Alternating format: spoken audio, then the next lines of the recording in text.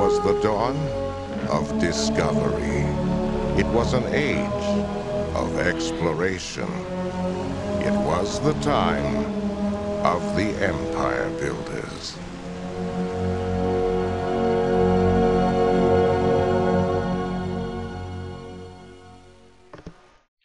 Hello everybody, this is Draechma, and we are back with Conquest of the New World. So I'm actually dubbing this version over as far as the audio goes, so if it seems a little bit out of sync, I'm sorry. I may actually look at speeding the video up as well. Matter of fact, let me see about doing that now. I think it's just this, and then this. So yeah, make this go by a little bit faster because I'm pretty sure I won't be able to entertain you for the entire thing. Well, it actually looks like it's pretty choppy. That's unfortunate. Yeah, let's take that back to regular. Anywho, so you can see I've made some progress in the town. We're at level 3 now. Hopefully we'll be getting to level 4 soon. I can't remember if it's this video in particular or not, but we've got a lot of combat going on. You can see that between the Cherokee and Dam, which I should parse over here. I'm making a note of the new tax from another country. Little prematurely, it's only 33 gold there, but you can see Dam and the general just on the left hand side of the screen there. You can see his flag hovering over. He's getting a little bit closer, and because of this I think that triggers the AI to start building several, or he's got a couple of forts down. You'll see him put down another one here soon and go ahead and prioritize upgrading them. I was making a note of the commerces there, and I think contrasting them to my lack of commerces, as you probably know from my second episode, we didn't exactly play by the correct assumptions. We needed all the other crops, the wood, the metal, the gold, maybe not the gold, the wood, the metal, the crops, to actually make the goods, and we were short on crops at the time. So once we get that straightened out, and I think that's what I'm doing here, I think we're going to try to get some more goods down, or some more commerces down to produce goods. So here we're looking at upgrading a few buildings. I think I'll do the house, yeah, and the mills. A couple of mills, just to make sure that we are keeping as many people flowing into the town and also employing them. So it's a good balance to have. You can see there my max population 1720, and we are nearly 1700 right now. And I think here we're going to go for goods, maybe not. If we're trading with natives, I doubt it.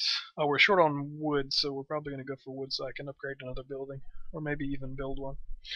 I know I should put down quite a few more buildings other than the commerces. We're going to fill in some area once we hit level 4, but that's soon to be seen. Looks like we currently have a level 1 farm and a level 2 farm there. Maybe a level 3. I'm not familiar with that one off the top of my head. But I've got some more upgrades going on. And yeah, here's where we use the general to fill in the black space. And you notice he's getting closer and closer to Dam, which may soon yield unfortunate, let us say, results.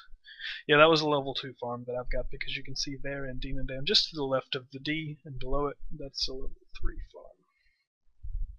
I think I may have that mixed up as well, but we'll see. Yeah, I'm not sure. I think I was commenting here on why he's got taverns. He's got a couple of taverns. A level 1, the north side of the settlement, and the large one there that I was hovering over. We're checking on some other areas here, I think.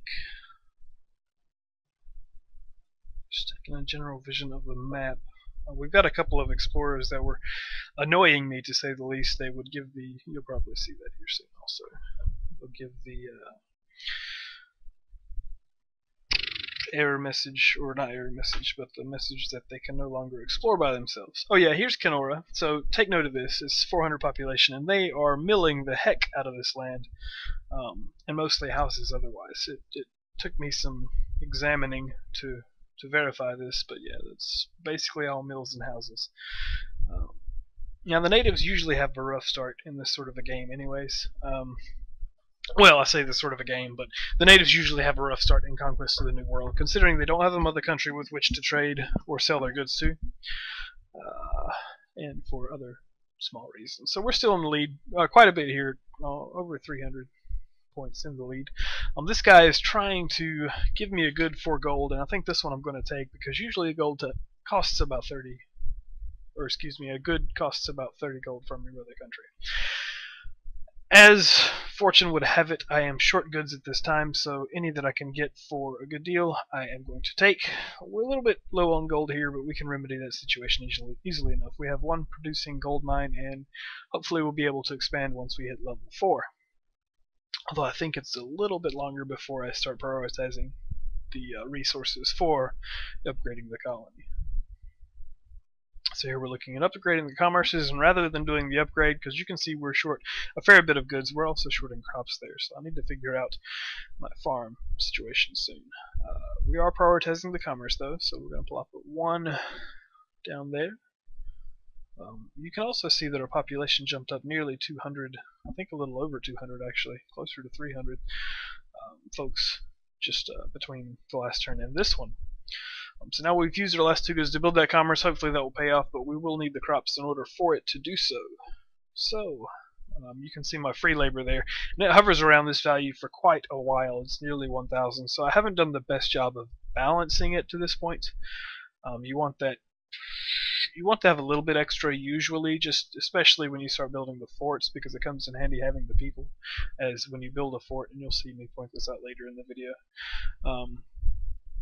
When you build a unit, depending on their level and their category, whether it's an artillery, infantry, or cavalry, it will take a portion of your population. I think it starts out at 5 for infantry, and will go all the way upwards. Infantry at level 1, excuse me, and go all the way upwards of maybe even 45 or 50 for an artillery at level 4.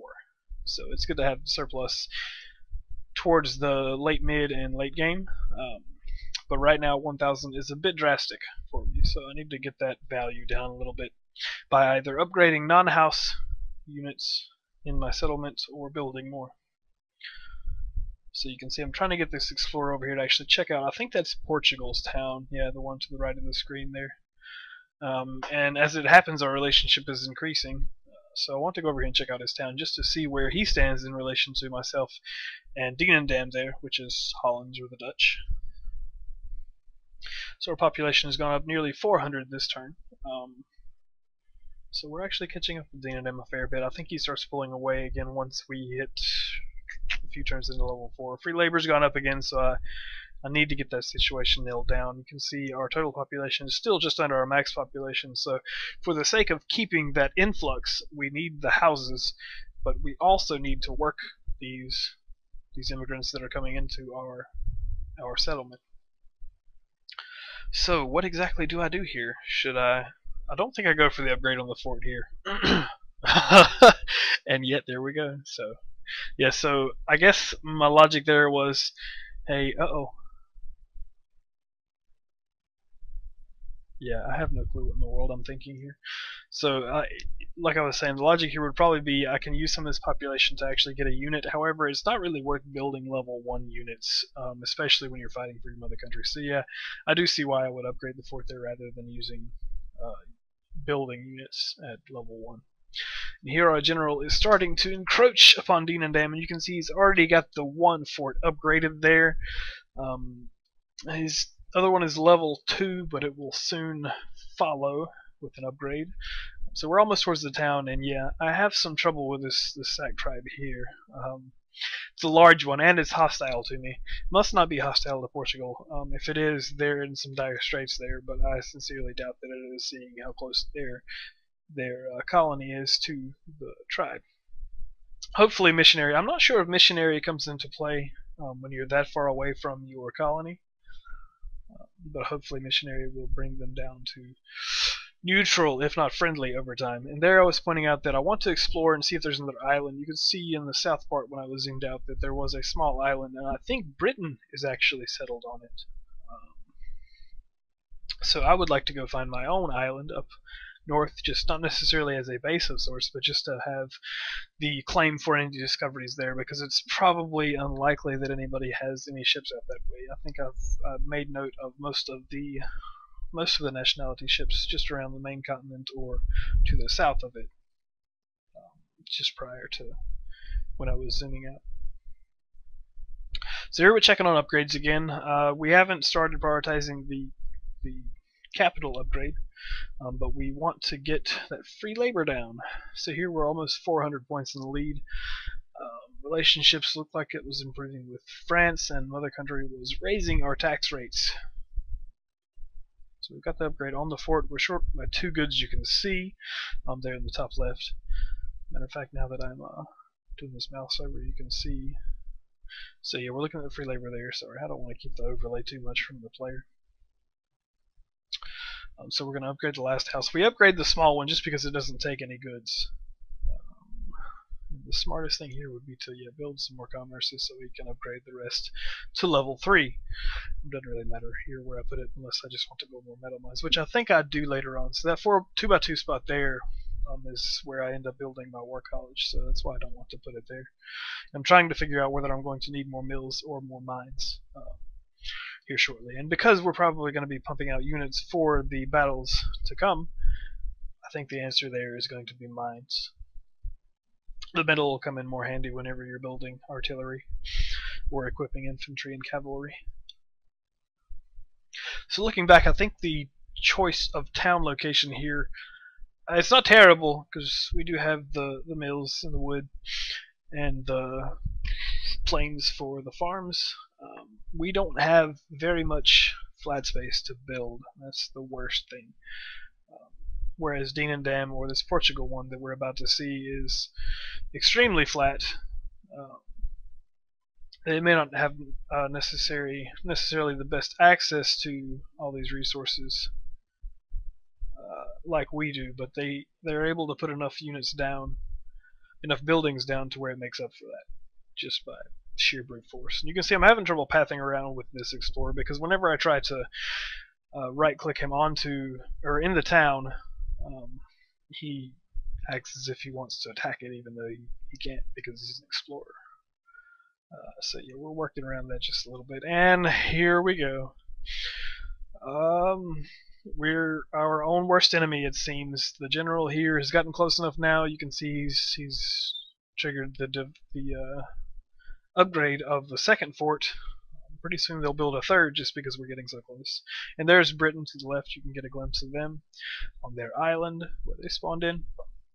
Both my ships in the south of the map. We're going to bring one of those up to help an explorer get around this hostile Sac tribe and then go look for an island of our own in the northern oceans.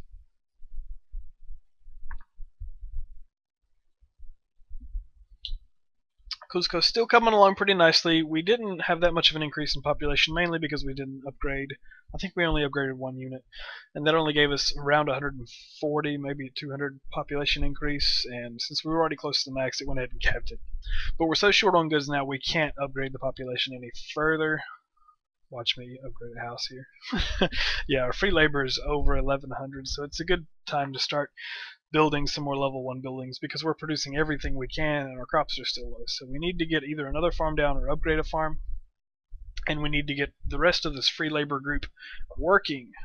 The cheapest way for this is to upgrade a couple and then build what we can, but for that we'll need more wood than we will metal. So I think the best thing for me here to do is would probably have been to upgrade the mills before the mines, just so we could upgrade more in subsequent turns. You can see me going for the level 1 buildings here. We go for a commerce first, even though our crop surplus is will be 1 less, and we still need the goods to upgrade from level 2 to level 3 and level 3 to level 4. And it looks like I'm thinking of demolishing the churches, yeah, and I go ahead and do it just because we don't need the modifier that they give us for immigration anymore. We're attracting so many people to the town now that we can't keep up with the influx, so we may as well use that space for something more productive. And you can see we do have the surplus of wood, so yeah, apparently I was thinking along the same lines of what I was just saying a little bit sooner than I expected upon looking back on it, but that's good. And he's taking his last steps towards doom here. Oh, nope, he comes back. You guys thought he was going to get in trouble there, didn't you? Well, sorry to disappoint. We should hopefully have some combat. I'll go ahead and tell you, it probably won't be in this video, but the next one, we should have the mother country raining hellfire down upon us pretty shortly. And you'll see why that is before the end of this one. So you can see the silver vein bonus there is, he's in control of it. Holland is, I mean. But it's much larger than the vein we're in control of, and I wasn't sure if we get the benefit from that or not. You can see the weird pathing of the units here.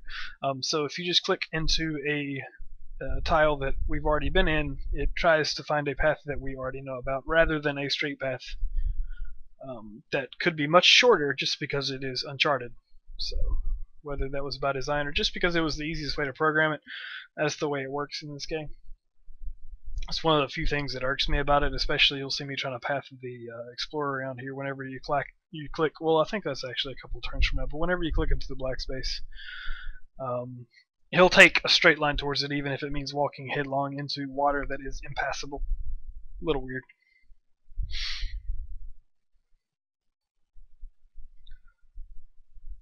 Still in the lead, although you can see that lead shortening just a bit. And here I do click into the black space just so he goes straight for once. So one of the little bits of micromanaging in this game that I'll still do. Yeah, so I'm trying to get the Explorer here, if the natives will let him go. I'm trying to get the Explorer onto the boat just so we can get him out of this little tight spot he's gotten into. We still haven't seen enough of the village to really make a difference, and that village there is hostile, so I can't just drop him off there. And yeah, I've used all the moves for that one somehow. Pretty much disappeared very quickly. I think we're at max population there in Dam, just because of the round numbers. It's usually not like that unless that is the case. He's got some level 3 houses over there, I think. I don't believe that's level 4. I'm pretty sure level 4 is an apartment looking thing that's red rather than yellow. And we're also at cap population. Unfortunately, there's not much we can do about it with the free labor that we have. We can't support much more without garnering or gathering more crops, and we can't do that until we get some more room or more goods in order to upgrade the farms that we have. So that's another good reason why we are not going to try to continue facilitating an increase in our population, just because we can't feed them all right now. So I'm still looking at upgrading here. I'm pretty sure, at least I'm hoping, that I start to build some level 1 buildings. I know I end up eventually doing so, but that's the smartest thing to do when you're so short of goods and you still have the acreage to build buildings. Yeah, there's some level 1 mines. Mines closer to the mountains, mills along the rivers, gold as close as you can to the mountains. I'm not sure if I put one down this turn, but I know that I will need at least one more gold mine. I may even demolish a metal mine, just because the taxes from the mother country are going to start adding up here a little bit. And here it looks like I do decide to go back on my decision for a metal mine. Maybe, I'm not sure if I go back and build another building or not. So yeah, I think I realized that my leader there is provoking Holland a little bit, or at least the AI. And yeah, here we're looking at the taxes. So some folks don't even get into this part of this game because it is, for a DOS game, it is fairly deep in this respect. Matter of fact, I didn't even remember the spy missions until I looked at that screen at that point, and I think I end up using them later on in this one. But yeah, we're going to put our leader back in the base because we are planning on stopping payment on our taxes here soon. And let's go over to the next video.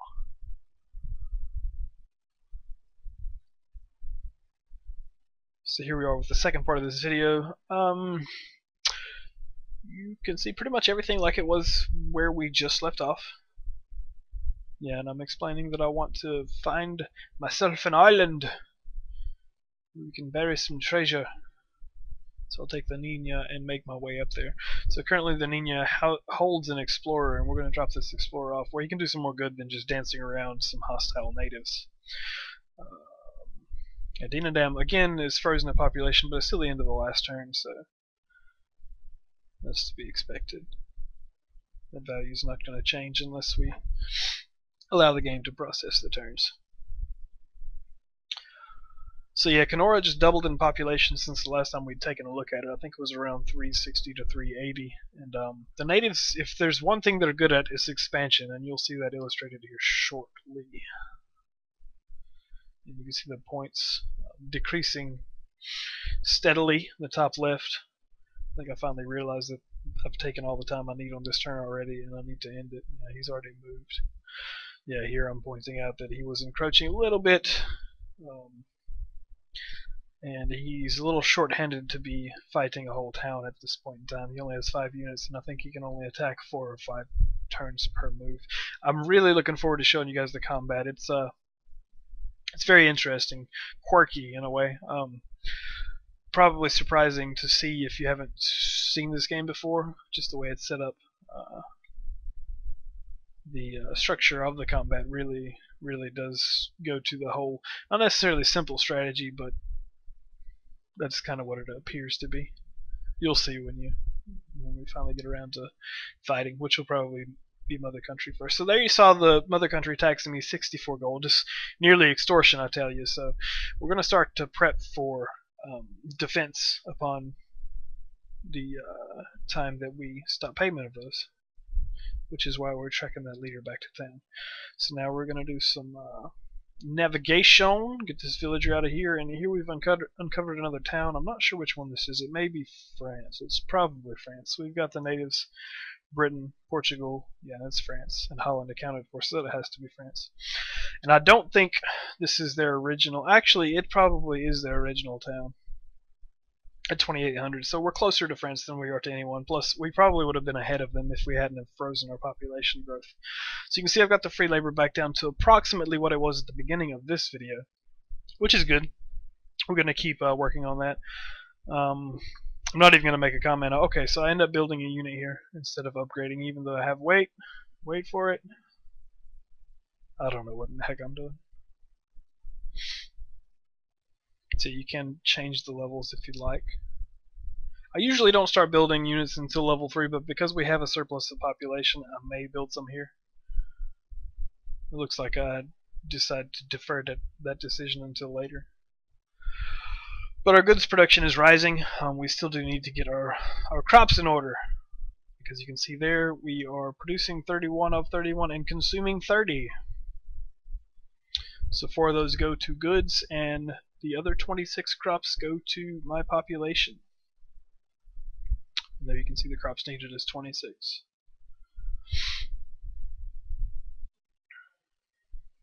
So we're checking out the commerces. Do I upgrade the commerces before I upgrade the farm? I think I upgrade the farm first. And we'll upgrade the most productive farm. That one's at 80%. The other one's probably mid-70s, just given the fact that it's not next to fresh water. So we're going to upgrade some mines in anticipation of building much more martial units. We still haven't plopped down another gold mine. We only have the one. Oh, probably because we don't really have the area for another gold mine that would be effective.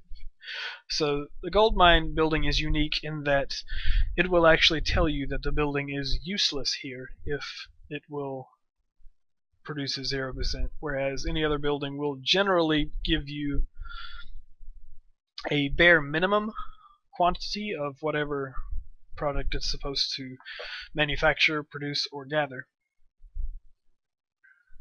So here are the taxes. Again, it's checked for automated. It starts on default. Some folks who play this game never even take it off. You can usually play with the Mother Country, and it makes it interesting towards the late game because they have some pseudo-random relationship implications that will make the game a little bit more twisted. And you can see the Mother Country actually does try to influence you on your relationships with the other nations. There, the Mother Country wants hostility with Portugal. Apparently, the Spanish do not like the Portuguese in this particular new world. So we end that turn rather quickly. We still had 23 points. I'm pretty sure there was still some movement I could have done, but if not, oh well. So this guy keeps trying to get goods from us now, even though he just traded us one for a fairly good price, and that's not a bad price there. But we don't need it, so... Well, actually, we can't even do it. We don't have the goods for it at this time. We're only halfway there. And yeah, the 4 for 36, it's a decent deal, but yeah, it's getting to the point where that's just a pretty penny now. So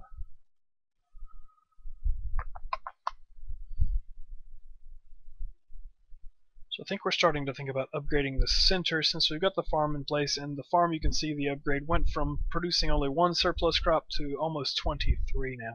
So we can afford to,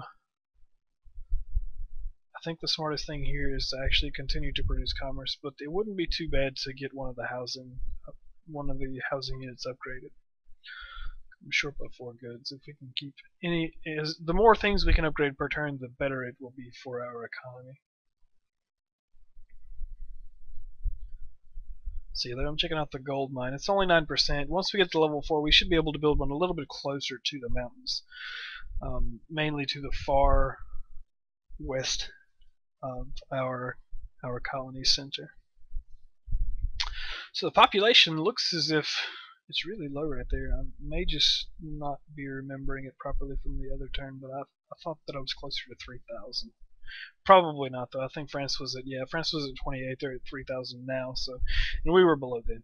See at 26. So this is another example of the path. And you can see there, this stupid boat will not take the smartest route towards this. And again, it gets stuck us twice. Don't know what it is about the AI in this game, but if you click on a tile where it's been before, then it will find its way there. Whereas if you click just one tile to the right or left that is not uncovered, it can't do shit.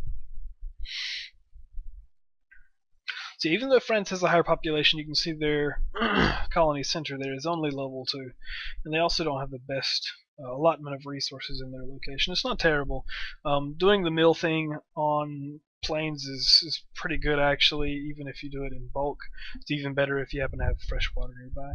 You can see since we're a missionary, our native friends are raiding the Holland town. It doesn't seem to impact him too much. I think we get a spy mission out soon to check out his military, but I won't spoil that too much for you. So we'll continue to upgrade the commerces so that we can accelerate upgrade of other buildings.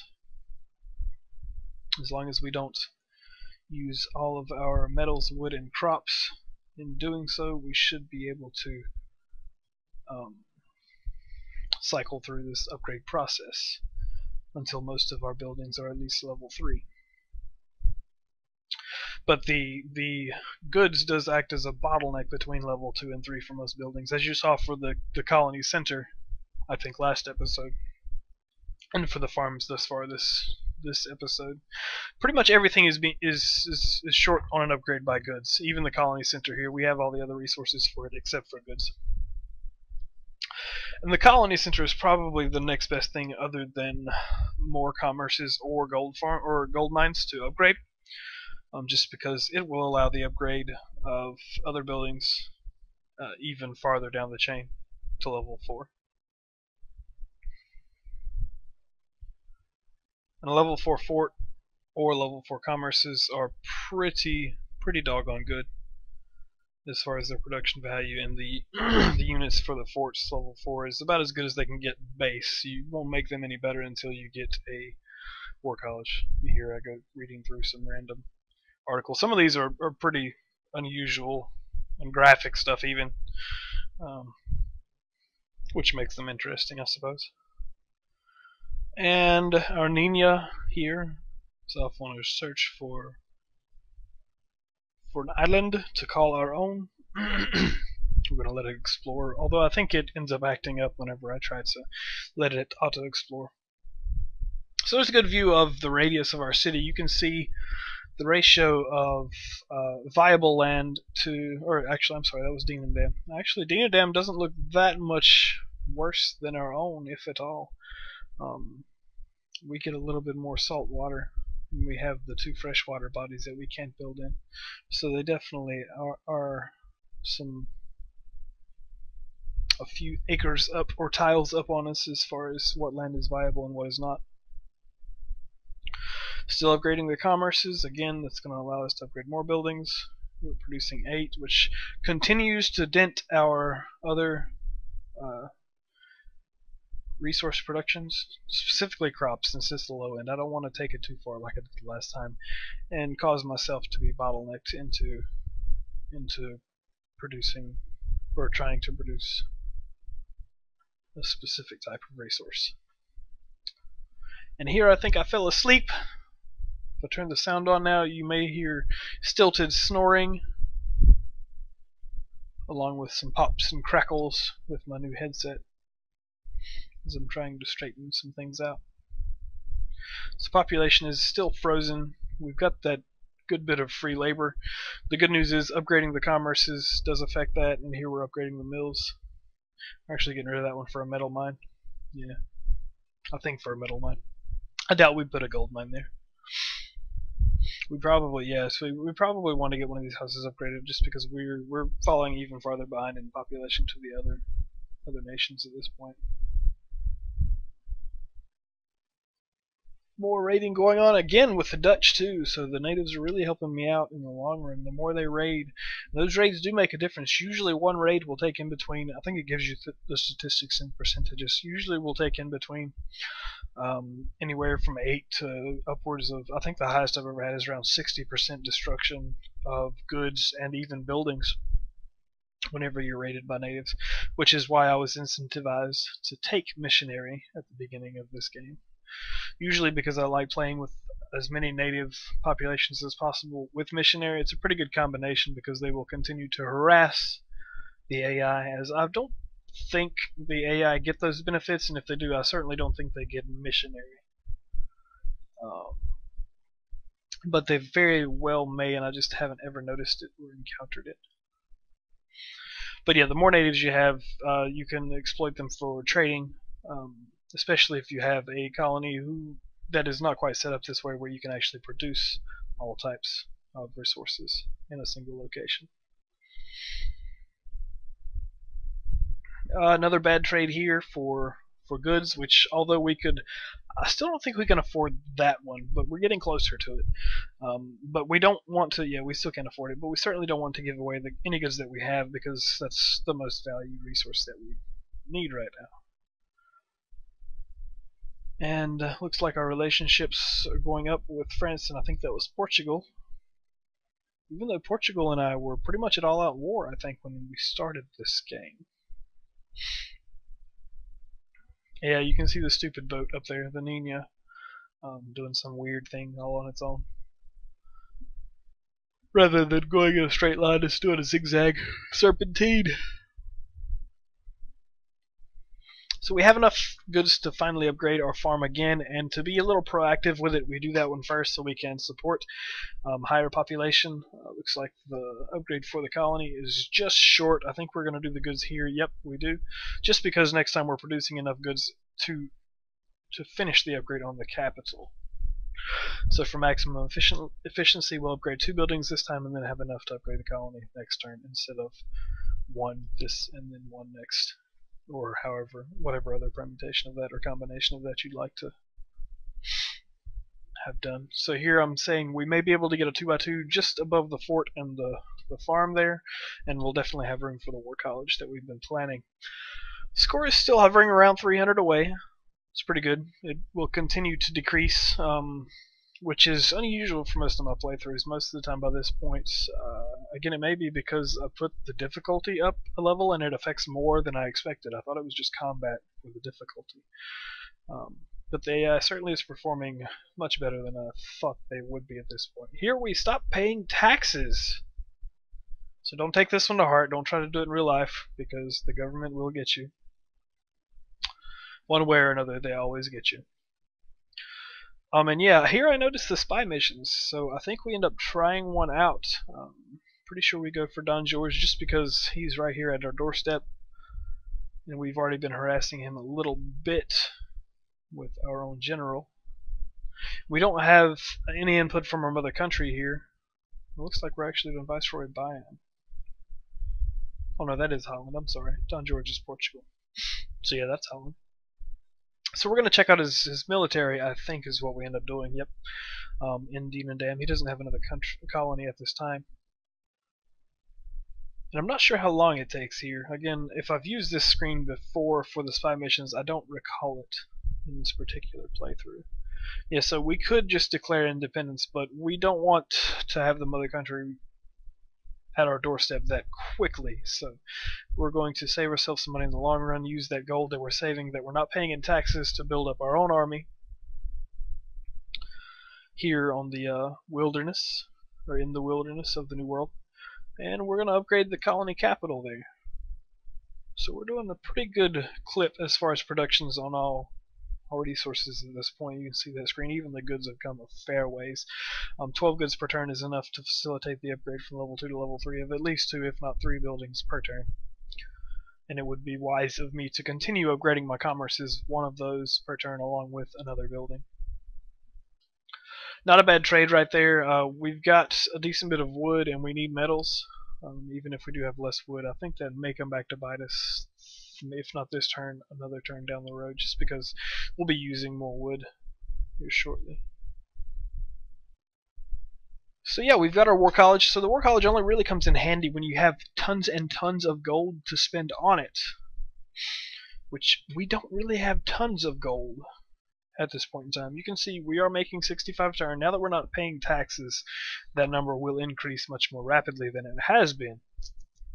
But it's still not at a great point just to have first put down. So maybe a waste of me building it now, since I don't have the financial backing to take advantage of it. But we're going to need it eventually anyway, so I just decided I'd put it down to stop myself from being tempted to building anything else in this spot. So yeah, we start building some units here. The ones that we have in there, I think this is going to be if not the second one we build, it's probably the first. Usually don't start until level 3, like I said before, building units anyways. We get a nice little overview. You can see my explorers are all getting stuck up there in the top right of the screen. My stupid boat is in the North Sea, just doing its little serpentine thing. And this guy down here is doing a random serpentine at 90-degree angles to themselves. And yeah, it looked like, is it Portugal or Holland? Whoever it was has got quite an army going on, 10 units there. He may be wiping out some of the tribes. I think there was actually a native tribe not far from where he's at now. And yeah, France has exploded with their population. They were at level 2, I think, when we last saw them there. At level 3 now, and I remember it couldn't have been more than 3, maybe 4 turns ago. They were just over 2,000. No, it was 2,800. But still, that's quite a fair bit. It's quite a differential, given those short amounts of turns. More rating, that's always good for me. And yeah, we've got the spy report now. You can see he's got 14 units in his capital. It doesn't give us levels, unfortunately, but considering he's got I think the level 3 forts, yeah, and level 4 forts now, they're probably at least level 2 or level 3. So we want to be starting to rival that as soon as possible. In order to do that, we're going to need to build those units. Excuse me. And you can see the screen here, the UI for the War College. You use gold to contribute to the research, sort of like any R&D thing, maybe in Civ, although I don't necessarily think I don't even think it's in this much detail in Civ. You don't really pick what you're spending it on. And this does make a world of difference in the combat. The higher these are, the more powerful your units will be. So I think we're actually going to put a cut in the video here while we're looking at the War College. I appreciate you folks watching. We will pick up here shortly. Bye-bye.